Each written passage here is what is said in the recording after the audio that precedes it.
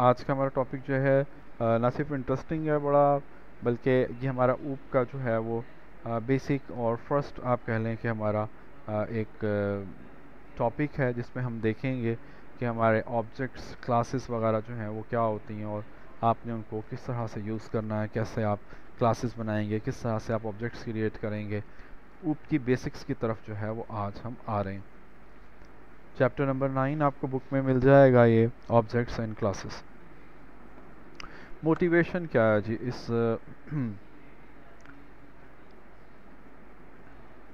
इस चैप्टर को पढ़ने के पीछे मोटिवेशन क्या है? मोटिवेशन ये है कि अभी तक हमने जो कुछ भी डिस्कस किया वो यहाँ पर आपको बता रहा है कि वो हमने जो प्रोग्रामिंग के जो बेसिक कॉन्सेप्ट्स जो थे, जैसे कि मैं अभी बार बार ही आप लोगों को कह रहा हूँ, और आ,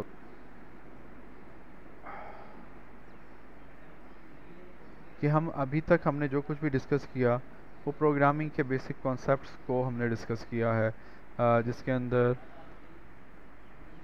एक सेकेंड ठहरिएगा। हाँ जी, ठीक हो गया। जिसके अंदर हमने बेसिक प्रोग्रामिंग के प्रॉब्लम्स हमने सॉल्व करने को हमने देखा, हमने इसके अंदर सिलेक्शन को देखा, हमने लूप्स को डिस्कस किया, मेथड्स हमने देखे, एरेज हमने देखे, हमने इनके ऊपर काम किया अभी तक। तो वो आपको कह रहा है कि अगर आप जावा को यूज़ करते हैं, क्योंकि ये काम तो आप सिंपल सी के अंदर भी कर सकते हैं, जावा को अगर हम पढ़ रहे हैं तो फिर जावा को पढ़ने का बेनिफिट क्या है? जावा को पढ़ने का बेनिफिट ये है कि सपोज़ करें कि अगर आप कोई GUI इन्वायरमेंट बनाना चाह रहे हैं कुछ इस टाइप का, कोई ऐसी कोई विंडो बनाना चाह रहे हैं, कुछ टाइप के कोई बटन्स लगाना चाह रहे हैं, ठीक है, कोई इस तरह के ड्रॉप डाउन लगाना चाह रहे हैं, आप कोई इस तरह का कोई विंडो बनाना चाह रहे हैं, तो वो आप काम कैसे करेंगे? ये इस चैप्टर की बेसिक मोटिवेशन है।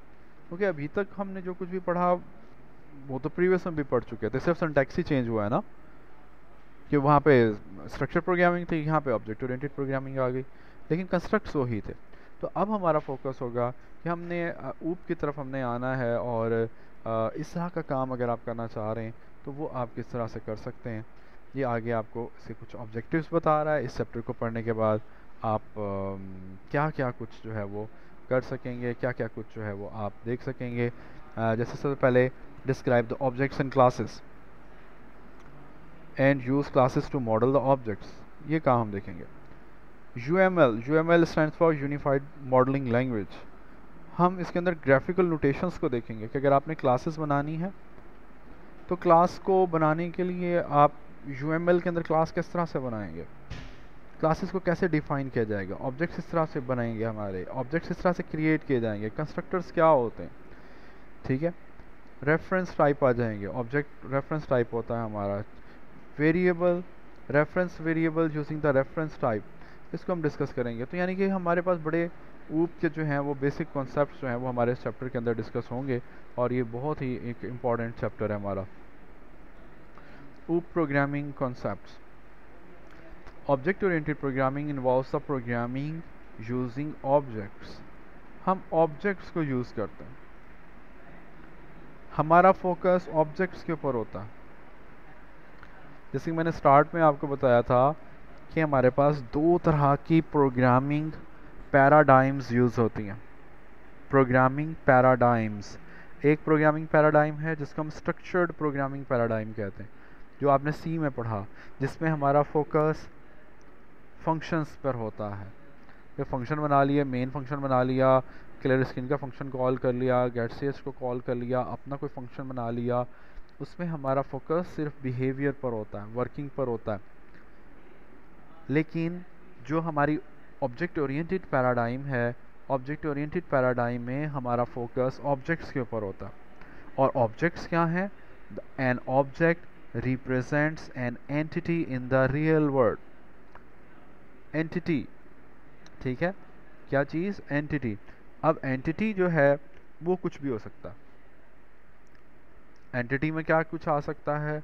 एंटिटी में आपके पास कोई पर्सन आ सकता है, आप किसी पर्सन का ऑब्जेक्ट बना सकते हैं, जैसे स्टूडेंट का बना लें, टीचर का बना लें, मैनेजर का बना लें, क्लाइंट का बना लें, पेशेंट का बना लें, डॉक्टर बना लें, कुछ भी, एनी पर्सन। आप किसी भी पर्सन को एंटिटी कंसिडर कर सकते हैं। या इसके अलावा आप आप किसी प्लेस को एंटिटी कंसिडर कर सकते हैं, या आप किसी कॉन्सेप्ट को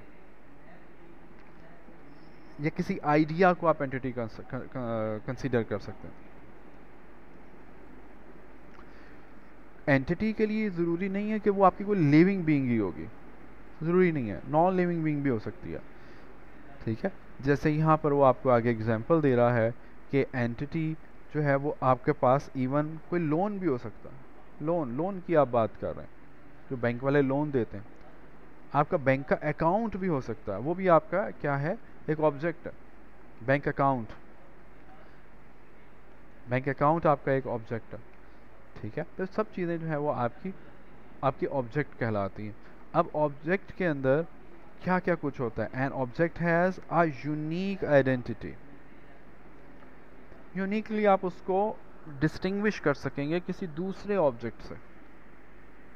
ठीक है, और वो यूनिकली डिस्टिंग्विश करने के लिए आप उसका कोई यूनिक नेम यूज़ कर सकते हैं।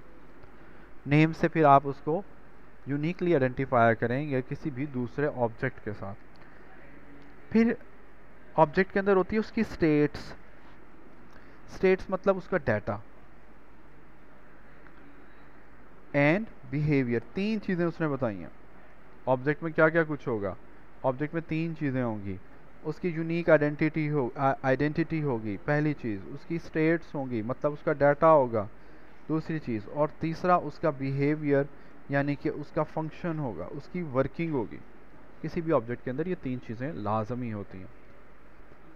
हाँ, ये ज़रूर हो सकता है कि कोई एक बहुत कॉम्प्लेक्स ऑब्जेक्ट है, उस कॉम्प्लेक्स ऑब्जेक्ट का डाटा भी बहुत ज़्यादा है, उसके बिहेवियर भी बहुत ज़्यादा, यानी उसकी वर्किंग, उसके मेथड, उसकी फंक्शनैलिटी बहुत ज़्यादा कॉम्प्लेक्स है।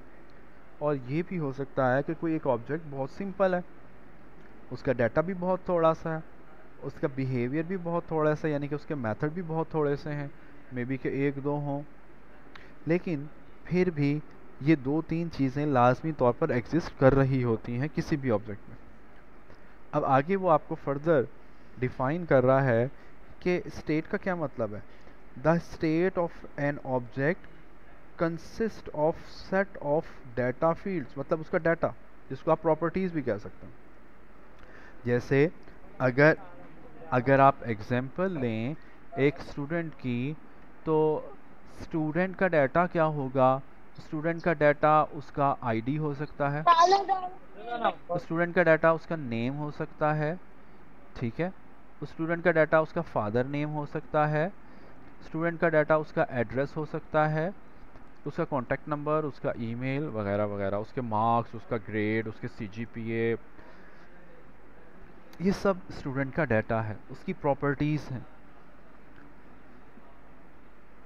और बिहेवियर क्या है, behaviour of an object is defined by the set of methods, उसकी वर्किंग सॉरी उसकी वर्किंग में क्या आ जाएगा। जैसे अगर आप स्टूडेंट की ही बात कर रहे हैं, तो स्टूडेंट की क्लास के अंदर या स्टूडेंट के ऑब्जेक्ट के अंदर एक मेथड है जो स्टूडेंट की ऑब्टेन मार्क्स और टोटल मार्क्स लेता है और उनकी परसेंटेज कैलकुलेट कर देता है, या उसका ग्रेड निकाल के दे देता है। ये मेथड है। जब एग्ज़ाम होते हैं तो ऑब्वियसली हर स्टूडेंट की कोई परसेंटेज, कोई ग्रेड, सीजीपीए अलग अलग शो हो रहा होता है, अलग अलग कैलकुलेट हो रहा होता है। तो अब ये हो सकता है कि आप एक मेथड बना लें और वो मेथड स्टूडेंट की परसेंटेज कैलकुलेट कर देता हो, उसके ऑब्टेन मार्क्स और टोटल मार्क्स की बेस पर। ये हो सकता है कि आप एक मेथड बना लें और वो मेथड स्टूडेंट की सीजीपीए कैलकुलेट कर देता हो। ठीक है, तो आप इस तरह से डिफरेंट मेथड्स बना सकते हैं। ठीक है, ये बातें क्लियर होगी सबको, कोई कन्फ्यूजन तो नहीं किसी को। अगर कन्फ्यूजन है किसी को तो आप अपना हैंड रेस कर लें, फिर हम उसको डिस्कस कर लेते हैं।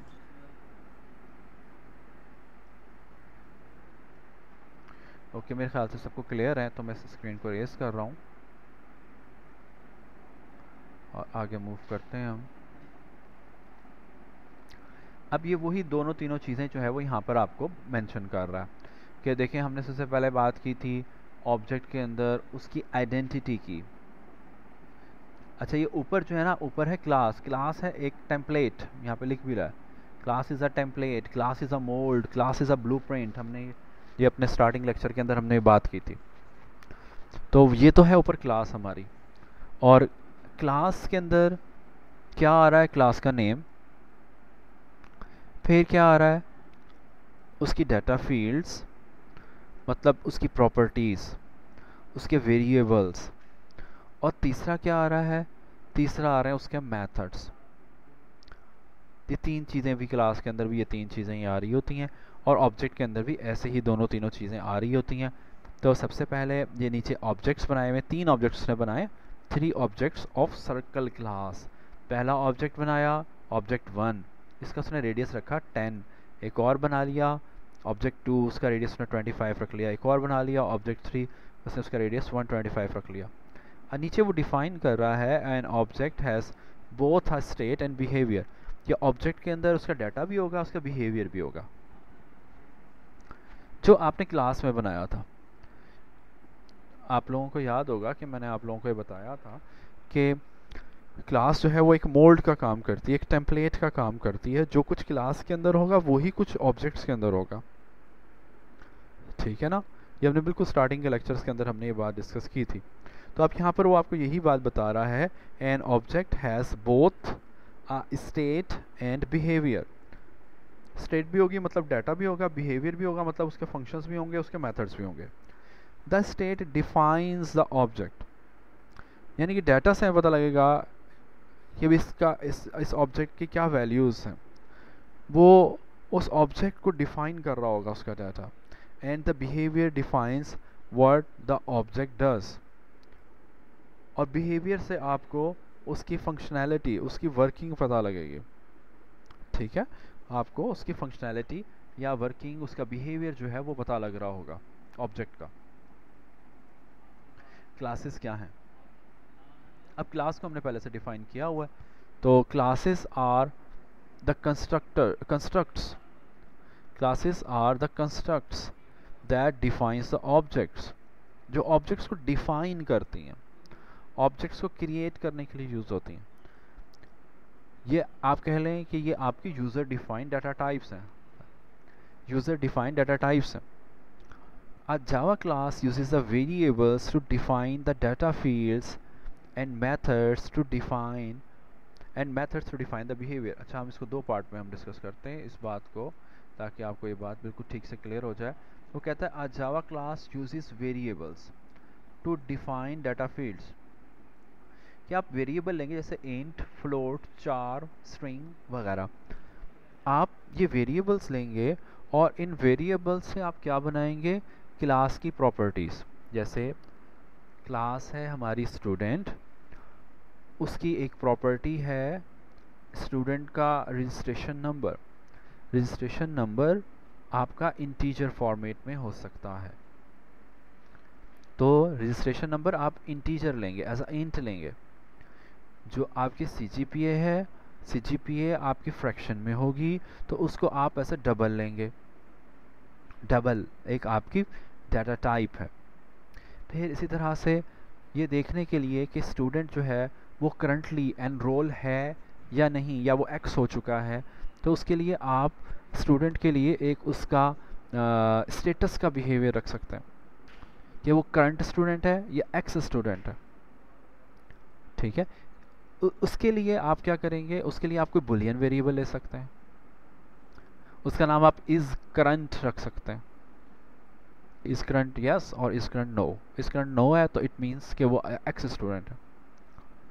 तो यहाँ पर आपको क्या बात बताई जा रही है, यहाँ पे आपको ये बताया जा रहा है कि आप जावा की जो सिंपल डाटा टाइप्स हैं, इंट, फ्लोट, चार, बुलियन, उनको यूज़ करते हुए आप क्या करेंगे, क्लास की डाटा फील्ड्स डिफाइन करेंगे, क्लास की प्रॉपर्टीज़ डिफाइन करेंगे। उसके बाद वो बात करता है मेथड्स की, कि मेथड क्या कर रहा है, methods to define the behaviour. फिर आप मेथड बना लेंगे, फंक्शंस बना लेंगे कि भाई इस क्लास के अंदर क्या क्या काम होने चाहिए। जैसे स्टूडेंट की क्लास है, तो स्टूडेंट की क्लास के अंदर उसकी परसेंटेज कैलकुलेट होनी चाहिए, उसका ग्रेड निकलना चाहिए, उसकी CGPA कैलकुलेट होनी चाहिए। तो ये सारे मेथड आप अलग अलग बना के रख सकते हैं स्टूडेंट की क्लास में, क्योंकि इनकी स्टूडेंट को ज़रूरत पड़ सकती है और हमें भी, यानी किसी को भी ज़रूरत पड़ सकती है। हम ये फैकल्टी भी देख रही होती है कि स्टूडेंट की सीजीपीए क्या है, इसका ग्रेड क्या है। तो ऑब्वियसली ये हमारा एक बड़ा इम्पॉर्टेंट डाटा है, सीजीपीए, ग्रेड वगैरह। और इस डाटा को कैलकुलेट करने के लिए या इस डाटा के ऊपर कोई ऑपरेशन परफॉर्म करने के लिए जो है कोई मेथड्स बना लिए जाते हैं।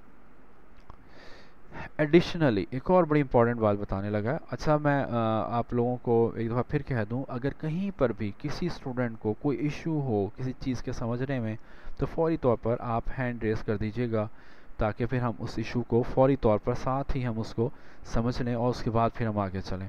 चुप करके बैठे ना रहना, अदरवाइज़ ये फिर बर्डन इंक्रीज़ हो जाएगा। आज हमारा लेक्चर जो है ये बहुत ही बेसिक लेवल का लेक्चर है, और इसमें से तमाम चीज़ें तमाम स्टूडेंट्स को बिल्कुल क्लियर होनी चाहिए। उसके बाद क्या बात कर रहा है, additionally our class provides special type of methods. Special type of methods यानी कि आम मेथड से थोड़ा सा हटके, आम मेथड से थोड़ा सा हटके, थोड़ा सा अलग, थोड़ा सा डिफरेंट मेथड होते हैं, जिनको कहा जाता है कंस्ट्रक्टर्स।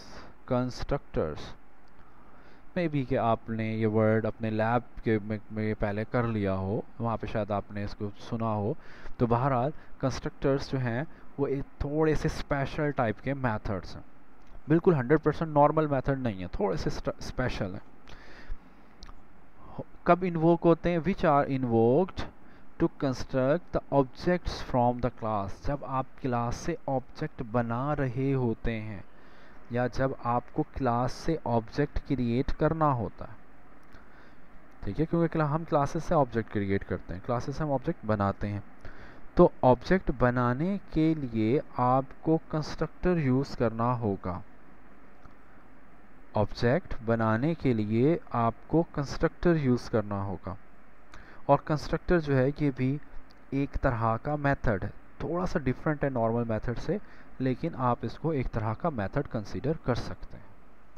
तो हमने इस स्लाइड पे 2-3 बातें डिस्कस की। हमने प्रॉपर्टीज़ को डिस्कस किया, ठीक है, डाटा फील्ड्स को हमने डिस्कस कर लिया, हमने मेथड को डिस्कस कर लिया, नॉर्मल मेथड को डिस्कस कर लिया, ठीक है, ये नॉर्मल मेथड है, और हमने स्पेशल मेथड यानी कंस्ट्रक्टर को हमने डिस्कस कर लिया। यहाँ पर आगे मूव करते हैं जी। ओके, यहाँ पर वो आपको एक क्लास बना के दिखा रहा है, ठीक है, उसने कुछ थोड़ी सी कोडिंग कर दी है यहाँ पर, और बहुत सिंपल सी कोडिंग है, कोई इसके अंदर मुश्किल चीज़ नहीं है, कोई कॉम्प्लेक्सिटी नहीं है। मैं आपको एक एक लाइन जो है वो इसकी मैं समझाता हूँ। सबसे पहले हम डिस्कस कर लेते हैं ऊपर वाले पोर्शन को, मतलब कि चलें इस पोर्शन को हम डिस्कस कर लें, बल्कि इस पोर्शन को हम पहले डिस्कस कर लेते हैं। अच्छा, अब इस पोर्शन के अंदर सबसे पहले तो उसने लिखा है क्लास का नाम, क्लास सर्कल, ये क्लास का नेम है। आपको क्लास का कोई ना कोई नेम तो रखना होगा, तो उसने क्लास का नेम रखा सर्कल।